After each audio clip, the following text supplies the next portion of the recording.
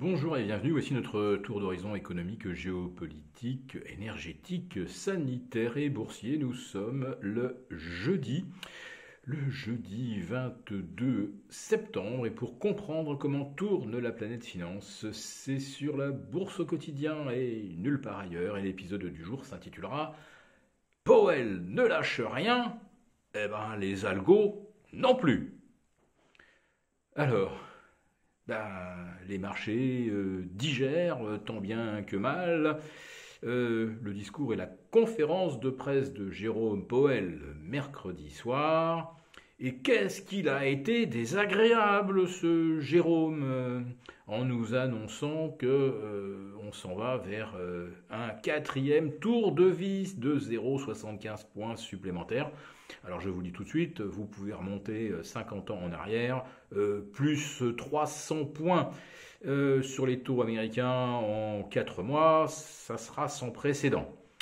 Oui, donc 4 fois 75, plus encore 50 à la réunion de décembre, plus peut-être encore 25 à la réunion de janvier. Tout ça pour atteindre des taux neutres que le marché price déjà entre 4 et 4,40%. Bon, vu ce qui a été dit hier soir, tablez plutôt sur les 4,40. Les marchés auraient dû théoriquement lâcher prise. D'ailleurs, ce matin, le CAC 40 ouvrait avec près de 100 points de baisse, avec 100 points de baisse, avec une base inscrite à 5920 points, c'est-à-dire 60 points en dessous du support des 5980 que tous les chartistes connaissent. Et s'ils le connaissent, les algos aussi.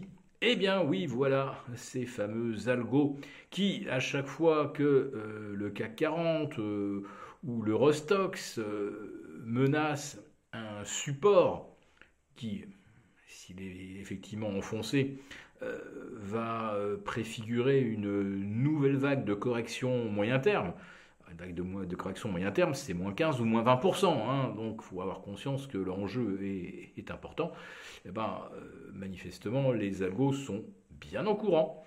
Et ça nous vaut un nouveau rebond aujourd'hui du CAC, quasi miraculeux, de plus de 80 points, puisque revoici le CAC au-delà des 6000 points, alors que on est certain maintenant que la Fed est bien déterminée à monter les taux, quitte à provoquer une récession. Monsieur Powell l'a dit d'une formule laconique, il n'existe pas de moyen de combattre l'inflation qui soit indolore. Et s'il faut en passer par une contraction du PIB, soit. C'est un choix assumé parce que Monsieur Powell le dit, bien la récession, c'est moins pénalisant que de laisser dériver l'inflation à moyen terme. Et c'est vrai que si les banques centrales laissent dériver l'inflation, ça veut dire qu'elles ont totalement renoncé à exercer leur mandat, qui est de garantir la stabilité monétaire. Et pour une banque centrale, évidemment, il n'y a rien de pire que de perdre sa crédibilité.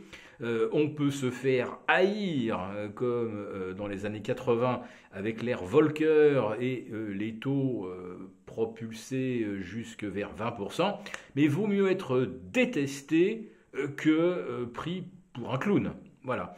Et c'est désormais l'équation que la Fed tente de résoudre, ne pas passer pour un clown sans provoquer un krach boursier. Eh bien, pour éviter ce krach, les algos sont là. Et comment leur permettre d'éviter la cassure des supports? Il suffit que la Banque centrale, discrètement, donne un petit peu d'argent aux gens qu'il faut pour soutenir les indices lorsqu'ils sont au bord de la rupture. Alors évidemment, laisser le CAC 40 s'enfoncer sous les 5980, c'est très malin, parce que vous avez quand même pas mal de gestions automatisées qui ont placé des stops, et que ces stops sont exécutés. Et lorsque d'un seul coup le marché remonte, eh bien, les vendeurs du matin sont les acheteurs du soir. Et youpi, on fait à petite échelle ce qu'on a fait à très grande échelle à partir du mois de juin, c'est-à-dire laisser venir le maximum de vendeurs à découvert, et avec les meilleurs arguments du monde pour le faire.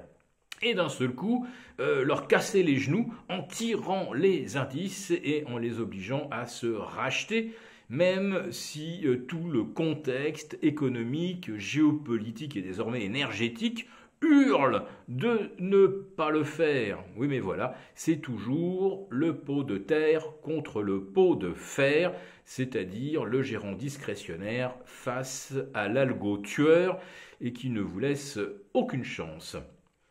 Donc, ce que je vous décris n'est qu'un énième épisode de ce que je vous décris depuis des années, c'est-à-dire la lutte du réel, cette conjoncture que nous devons tous affronter, la lutte du réel contre le virtuel, c'est-à-dire des comportements de marché qui ne dépendent que du carburant monétaire que l'on met dedans.